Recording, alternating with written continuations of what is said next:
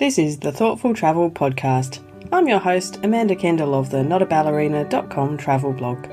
Every episode I'll share travel tales from several fellow travel lovers, and together we hope to entertain and inspire you, remind you of some of your own great travel experiences, and encourage you to hit the road again soon.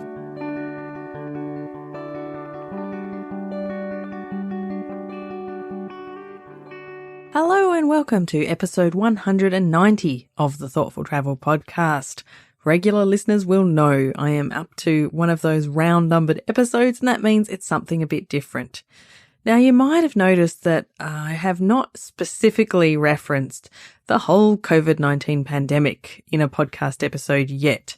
I have certainly alluded to it, but I haven't focused an episode on it yet, and I've been in two minds as to whether I will or not. I've had lots of offers from people to tell their stories, but until now I've decided against putting more of that out there, but I changed my mind. So today, now that things here in Perth in Western Australia are kind of on the way up, I suppose, I thought it would be interesting, if nothing else from a historical perspective, to kind of consider how this has affected me and my fellow Western Australians here. And I also have a story I wanted to share from a Perth friend who had a traumatic travel escape, I suppose, when the pandemic struck while she was off traveling. So for that reason, this special episode is half me and half my friend Carolyn, and it's about my kind of COVID-19 thoughts from Perth here in Western Australia.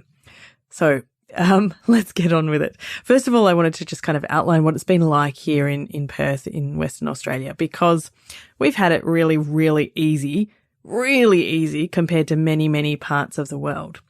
So I guess my personal story is that I first kind of was confronted by the idea of COVID-19 while I was holidaying in Kuala Lumpur with my son in January. And a couple of people back home messaged me to say, hey, when you fly home, you should wear a mask on the plane. I didn't look into it in great detail, but they were the kind of people I thought I'll just do the right thing and do what they say because that's easier. So I did. So that was kind of the first touching point we had with coronavirus. Of course, as you will all know, things marched on. And by mid-March, I'd started to have a lot of events cancelled that I was speaking at, conferences I was due to give talks at, that kind of thing. And so that was, kind of a difficult thing from a work perspective. Then people started withdrawing their kids from schools here. A lot of talk about saying, maybe schools should be shut down. Once I had all my events cancelled and the teaching I do at uni had gone online, then I decided, okay, all my work can be done online, and I brought my son home from school. Not long after that, the schools here shut down. And during that time, sort of late March, early April, my son and I both had corona birthdays, which was something a bit different. Something we'll always remember. And here in Western Australia, we had a really hard close on our border in early April. That was pretty early in terms of the fact that we didn't have many cases here. But Western Australia has this big advantage. We're a massive, massive state with very few people. Across the whole state, we have 2.5 million people or so. But just put us on a map of Europe and we cover many, many countries. It's a huge area. So, and we're also very isolated. Nobody lives near the borders. It's like a 3.5 hour flight to the next city, in another state. It's a really kind of unusual, isolated thing. So that was a hard border close.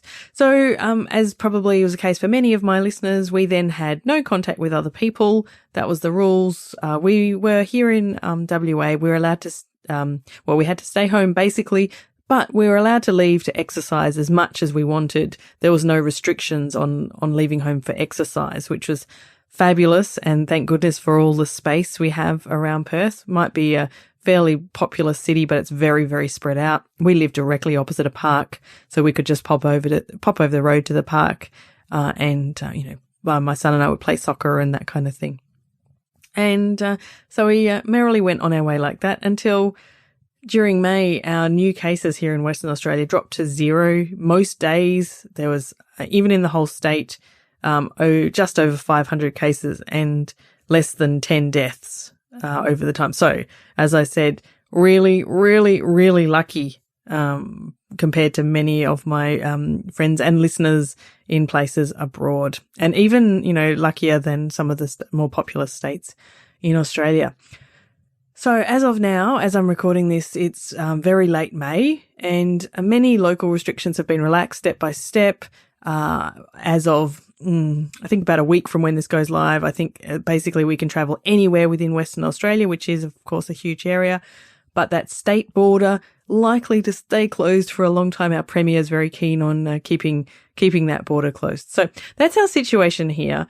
And I think it's definitely clear to say we have been super, super lucky. And our pandemic life has actually been really quite refreshing. It's been a good chance to kind of stop and, chill out for a little bit. So I wanted to tell you a few things that I've learnt during this time. It's been really weird for me to be a time where not only can't I travel, but I don't know when I'll be able to travel, significantly again. And as a travel podcaster, especially at first, that was quite something to deal with. I didn't have to cancel any, really imminent travel plans by chance. Usually at this time of year, the last few years, at least 3 years or so, my son and I have been on extended trips at this time of year. This time last year, we were in Copenhagen and Denmark. The year before, we were in Japan. So it's a pretty common travel time for us. But fortunately this year, we didn't have anything planned. So we didn't have, the imminent trip and had to cancel that, because I know, from other people I've known that's been kind of a heartbreaking thing to have to do, but, necessary. I get it. So some of the things I learned are, I've always complained about Perth being isolated because, there's lots of people suggest that it is the most isolated city on earth. It has a lot of pros and cons. Right now, it's been quite a pro to be living in an isolated city. That's certainly helped us in many ways. But being isolated, being in a faraway city like this has kind of reinforced for me that distance from a lot of friends in other states of Australia and overseas, and that feeling that we've had the last few months of we have no idea when we'll be able to see interstate or overseas friends or relatives, and the feeling that it could be quite a long time, many, many months. That's kind of hard. In fact, it's harder than not being able to travel. I find that, the thought that I can't go and visit good friends in the East Coast, for example, it's, don't really like that feeling at all. It feels, it's something we've never had to experience before. But of course, at the same time, very grateful for the safety and health of being in this isolated spot. So that was this thinking about being isolated. Now, another thing I've learned that I am writing about at the moment, so there'll be a blog post up about this very imminently, is how important it is, I think, to have friends in many places across the world. And I think a lot of the friends I've made across the world are, friends from traveling. And being able to follow their experiences of this pandemic in different places has been really important. If I was really just to talk to my local friends here, we'd all kind of think it's all a kind of a big deal about not much. But being able to talk to friends in other places and to read their Facebook posts or their blog posts and to know their different experiences in other parts of the world, that's really been, so valuable and also important, I think, in framing like my thinking about this whole pandemic and even in helping me make decisions because, I can realize more about the seriousness of it by listening to what they have to say about their experiences in other countries. So, I've always said that, traveling is important for the people you meet, and it's just been completely reinforced by this. The other thing I learned is that I didn't learn it. I've been reminded of it. The internet is amazing. I can't imagine going through this kind of crisis without having the internet. What would we do? I just don't know. I'd feel so, so isolated and so lonely. So, for example, the Thoughtful Travellers Facebook group has been fabulous and wonderful, and I'm so grateful for everyone who's in it. I had, in the early days of the pandemic, I knew quite a few travel podcasters who shut their podcast down or at least shuttered for a while. So they paused their podcasting output. And I thought, oh, goodness, is that what I should do too? And so I asked in the Thoughtful Travellers Facebook group, and resounding massive majority said, keep podcasting. And in fact, the listener numbers went up. It was all very exciting. So I was very grateful for that side of the internet. With my work, it's been amazingly flexible. Obviously, I've been able to do kinds of the teaching I do has moved online, and even some of the public speaking I do. So I do a lot of public speaking in libraries. It's kind of a big chunk of my business, and they were super flexible, some of the people I work with there. And I was able to kind of pitch new ideas. For example, I created a series of talks, online video interviews with grounded travel writers. It was such a great opportunity. All these amazing travel writers across the world who are suddenly stuck at home with, a lot less to do than usual. The kind of people you can never nail down to talk to, let alone, sit down for a proper interview. So that's been fabulous to be able to do that as part of my work. And the other wonderful thing was, I've used Zoom for many years in a more work sense, but to be able to use Zoom for a social sense has been amazing. And I'm part of the Australian Society of Travel Writers, and we've been running regular Zoom drinks of a Friday evening. I've known these people, known of them or known them briefly, at a conference or convention. But to be able to, sit and chat with them for hours on a Friday night have really developed and deepened some fabulous friendships with travel writers and other people in the travel industry. It's been just truly incredible and so much fun. And just a huge benefit of this time when suddenly the physical location of your friends didn't matter anymore. As long as they would hop online with you, it didn't really matter. Time zone dependent a little bit, but other than that, it's been amazing. So there you go. That's my thoughts. The internet is amazing. Now, the other thing I just want to briefly address is that lots of people ask me, as though I have a crystal ball, what is the future of travel? When will borders open? When will flights start? I have no idea. But what I do want to mention about the future of travel is my big hope for it. So I really, really hope that because of this pause and because of, probably a more cautious approach to travel in the near future, I hope because of that people would become much more thoughtful about how they travel. I hope that there'll be less kind of, I don't know a better way to describe it, kind of cheap throwaway travel, like just going. The typical thing in Perth is to go to Bali for the weekend because it's actually closer to fly to Bali than it is to go to the nearest city in Australia. And it's been cheaper or a very similar cost to fly to Bali for the weekend. It's similar or cheaper than going down the south of WA into, some beautiful wine country in the south. It's been cheaper to go to Bali a lot. I'm kind of hoping that things like that will be more expensive as they should be because of the kind of environmental impact and cultural impact and lots of other things. And that could be kind of a good thing. I'm hoping that being more thoughtful about how we travel makes us perhaps embrace slow travel more, go to one destination for a longer time. I'm hoping that people being used to working from home means that people can do some work remotely as well and incorporate that into slow travel. So, I know it would be really idealistic to think that everybody will instantly think this way, but I hope that this pause has helped a lot more people consider that they can live their life and travel in different ways. I really don't want people to return just immediately to what they did before, because, as you can see from lots of things that we've seen in the media, that wasn't working very well. So that's my hope, but it remains to be seen. But I know that listeners of the Thoughtful Travel podcast are more likely to be the people who are already being quite thoughtful, and I hope that this pause in life has given you some more time to be extra thoughtful and really think about how you travel. So that is my kind of summary of COVID times in Perth in Western Australia up to the end of May 2020. Who knows what's ahead of us? We like to think we can see a linear path out of this, but we didn't even see it coming, really, did we? So, who knows? But so I don't want to, be too crazy about what I say, because this will be something we can listen back to in the future. So that's my thoughts at this moment in time. Now, I just want to finish today with an extract from an interview I did with Carolyn Beasley a few weeks back. So Carolyn's a friend from Perth. She's a travel writer, and she went to Antarctica. You might remember hearing her speak about Antarctica in a recent episode. And she left in February. And when she left, I thought, she'll have an amazing trip. I remember having a drink with her just a couple of weeks before she went to Antarctica. She just kind of really confirmed the trip going on as a travel writer. We were so excited that she was going. I was pretty jealous, I have to say.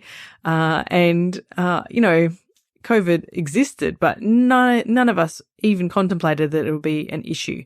However, by the time her Antarctic trip was over, it had become a huge issue. And so this story of how she managed to eventually get home from that trip, I think is something also worth recording for our COVID history.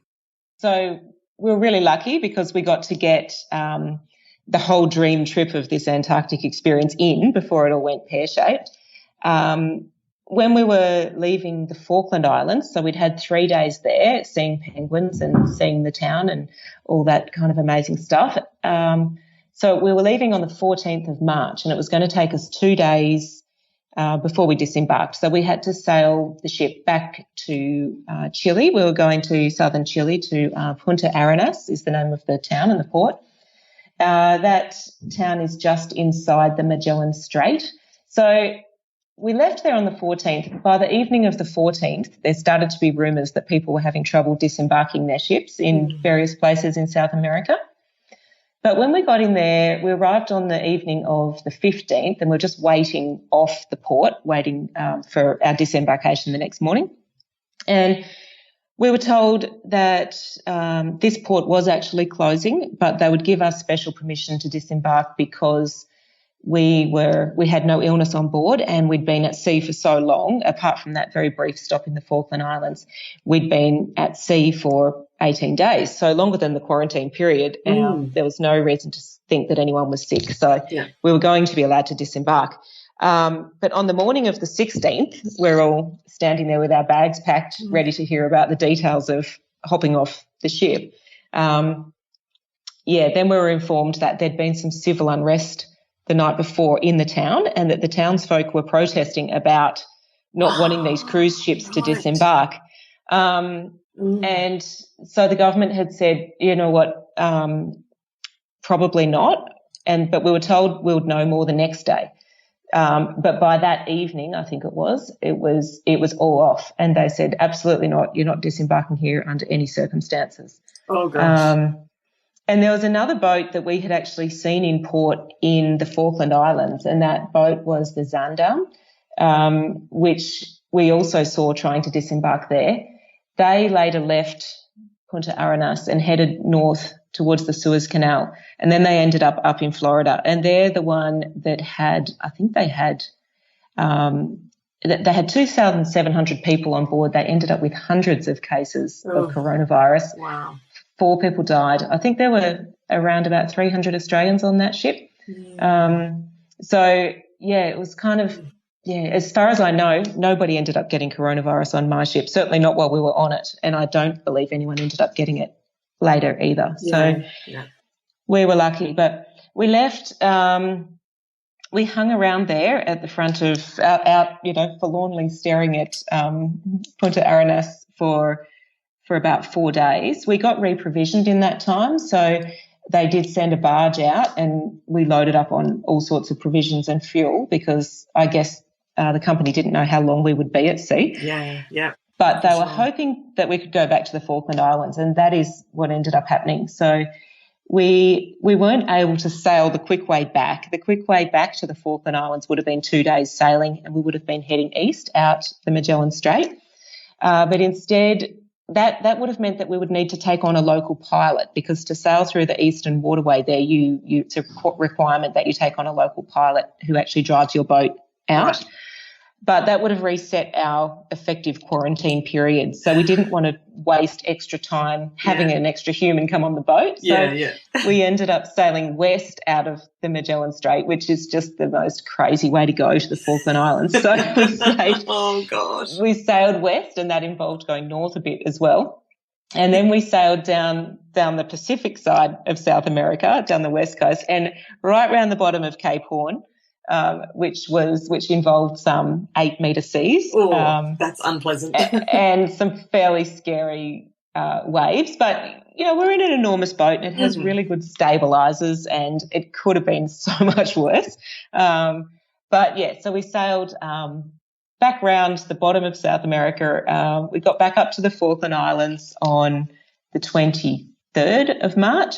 Then we just sort of hung around there in lovely sheltered waterways, which was just so glorious, having some shelter and to be able to see land. Yeah. Yeah, after 4 days of not even seeing land, it was just so nice to be back.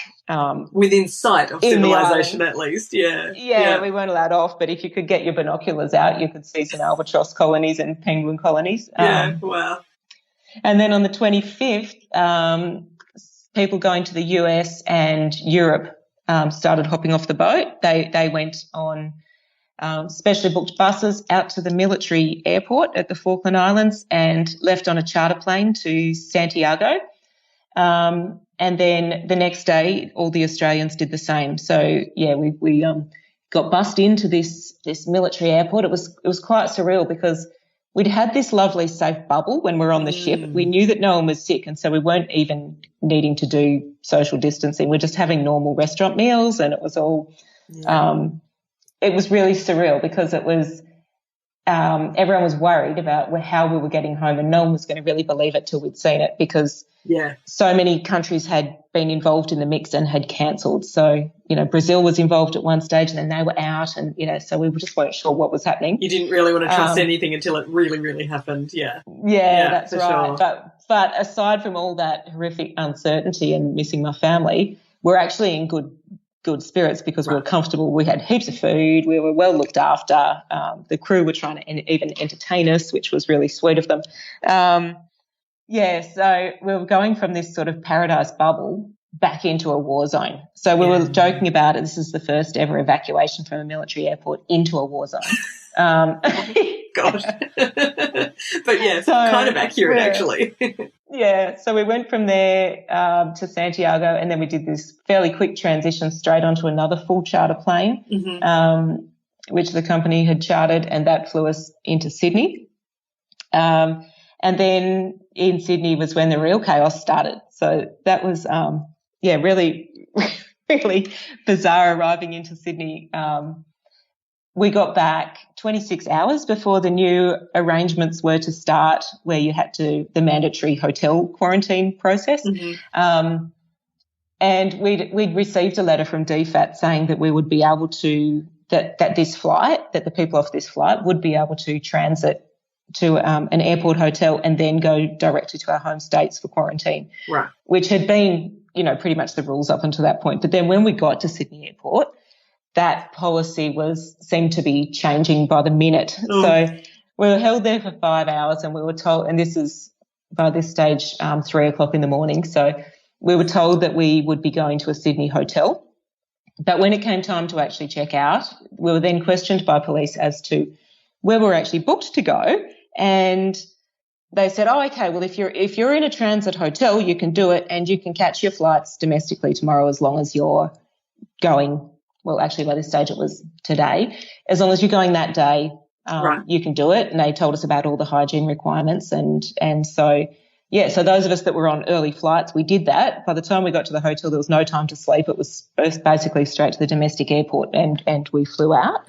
I later heard once I touched down in Perth, we were met there by police, and they quizzed, not me actually, but they quizzed my colleague on why she had absconded from the hotel. And we later found out that there'd been a mix-up. The police weren't supposed to release us, but they had released us, and New South Wales Health had wanted everyone to stay put in that hotel. And the people who hadn't left on early flights did stay there.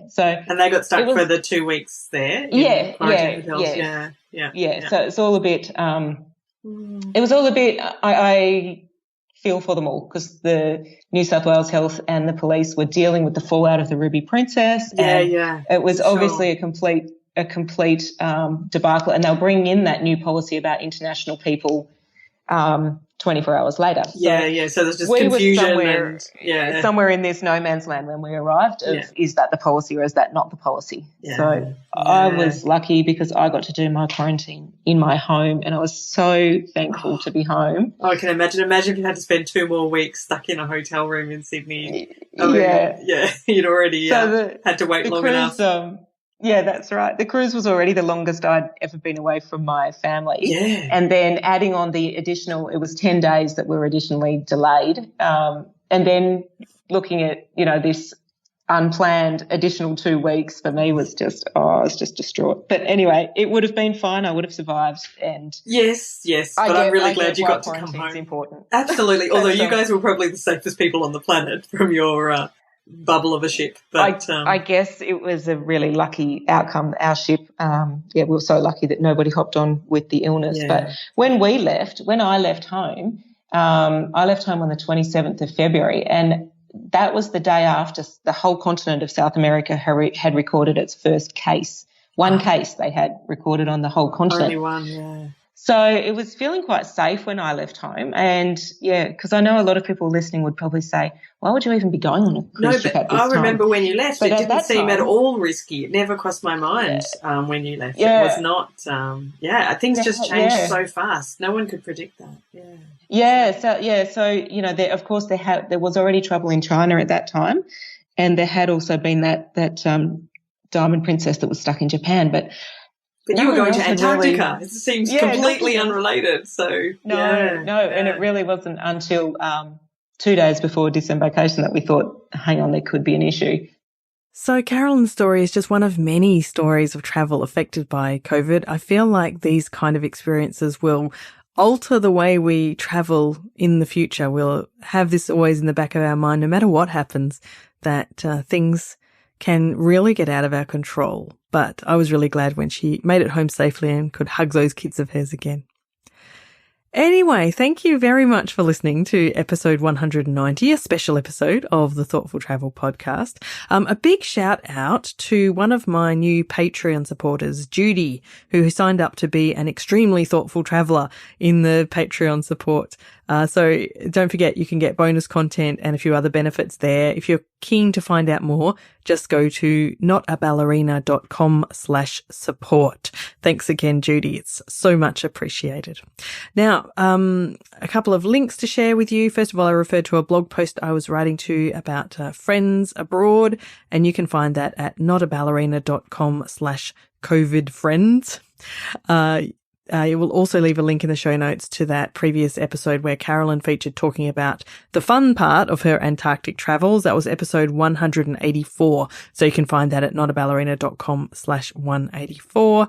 And thanks so much to Carolyn for sharing that story. And you can find more about her at her website, carolynbeasley.com. Don't forget, of course, come and join our Facebook group for Thoughtful Travellers. There's a link in the show notes, or just search for Thoughtful Travellers in Facebook. And the show notes, which I keep referring to, you can find them at notaballerina.com/190. Wherever you are in the world, I hope you are safe. I hope that you are dealing with all of the challenges of this crazy COVID era. And thank you, as always, very much for listening. This has been another episode of the Thoughtful Travel Podcast. Show notes and other information are at notaballerina.com/podcast. Join me again soon for another chat about why we travel. Bye for now.